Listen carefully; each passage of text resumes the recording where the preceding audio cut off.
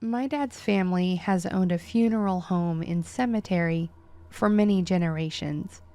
The old office was so small that it's now used as a storage shed for our equipment, and a bigger and better office was built. It's a blessing in the sense that I will always have a job, but it's definitely not for everyone. I am not the type that gets scared or uncomfortable when it comes to death.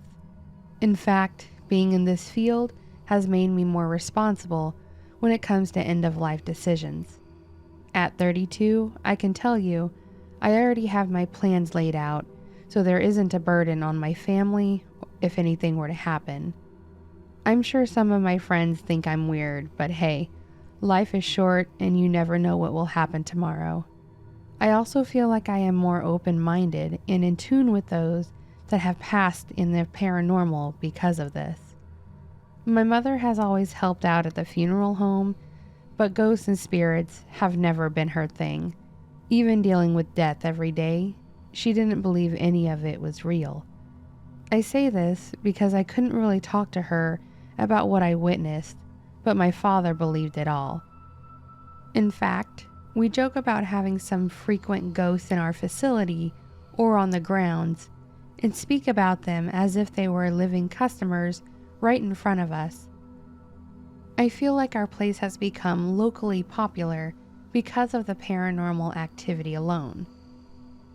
Because I am so connected to them, they really hold a place close to me like family. When I was younger, my parents still brought me to the funeral home so that they could watch me, but when there was a service going on, I was at my grandparents' or aunt and uncle's. I appreciate them wanting me to understand that this is a normal thing, but also didn't want me to see anything a child shouldn't. So I often saw people coming and going to the funeral home, caskets and urns coming in, and sometimes other random items that families might request. One in particular that stood out to me when I was about 6 was a really gorgeous blue casket, but it was also very small. We all know what that means. As I saw my parents setting up the room, I noticed the decals they were putting on the casket, which were different superheroes.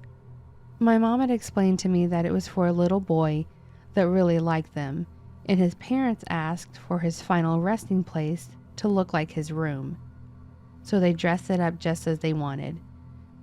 Before they brought him out for the services, and before the family arrived to set up the rest, like personal gifts and pictures, I was ushered off to my aunt's and things continued as normal. After a few days, I was back there playing in the back room and watching a movie when I noticed my dolls were falling off the small desk that was in there. Thinking nothing of it, I just picked them up and put them back. This actually happened twice more, and at that age, I was just getting annoyed and yelled, "Stop it!" It didn't happen again after that, but my dad had walked in and asked what happened. I told him what was going on when he just smiled and said, "Maybe we should ask nicely next time," and walked out, but left the door open that time. After a few minutes of getting back to my movie, I realized this and look over to the door. That's when I saw a young boy wearing a long blue cape, just standing there. Not knowing what to do, I just said hi, but he continued to stand there. I tried talking to him more, but he would never respond. So I got up and closed the door with him standing there.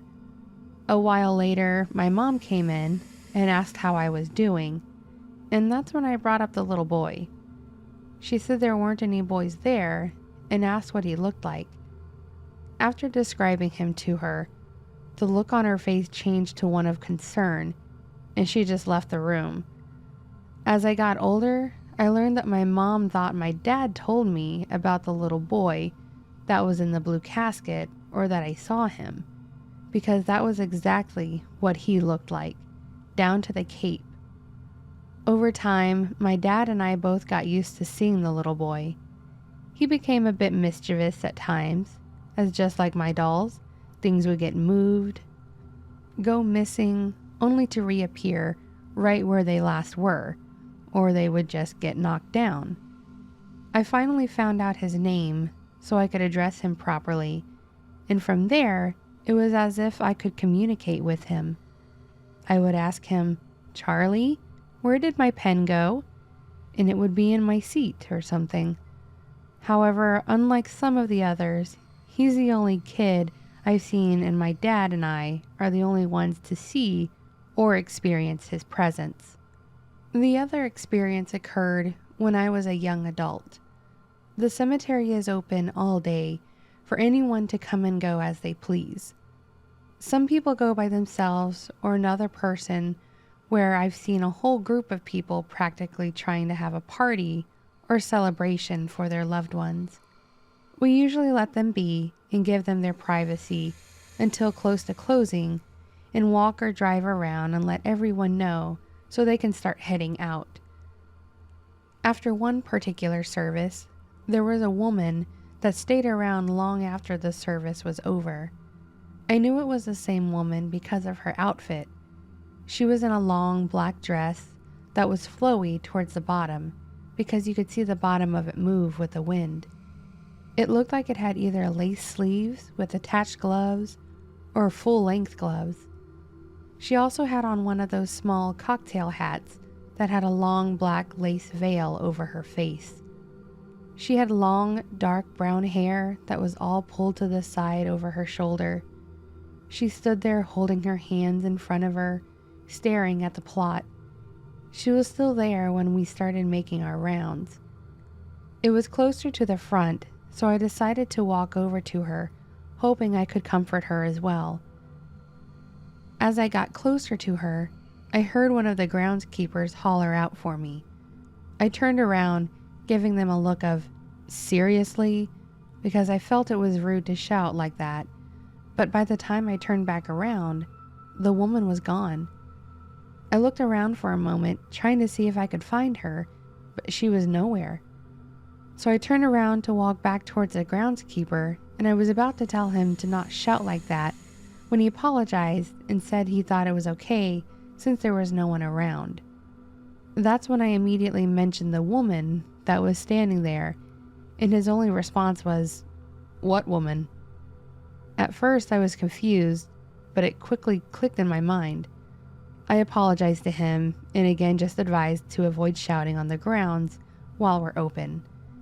We finished up for the evening and started to leave when I was driving by the side of the grounds and saw this woman standing there again. I had to know for sure what I was seeing, so I pulled over, walked up to the fence line, and stared at her for a few seconds.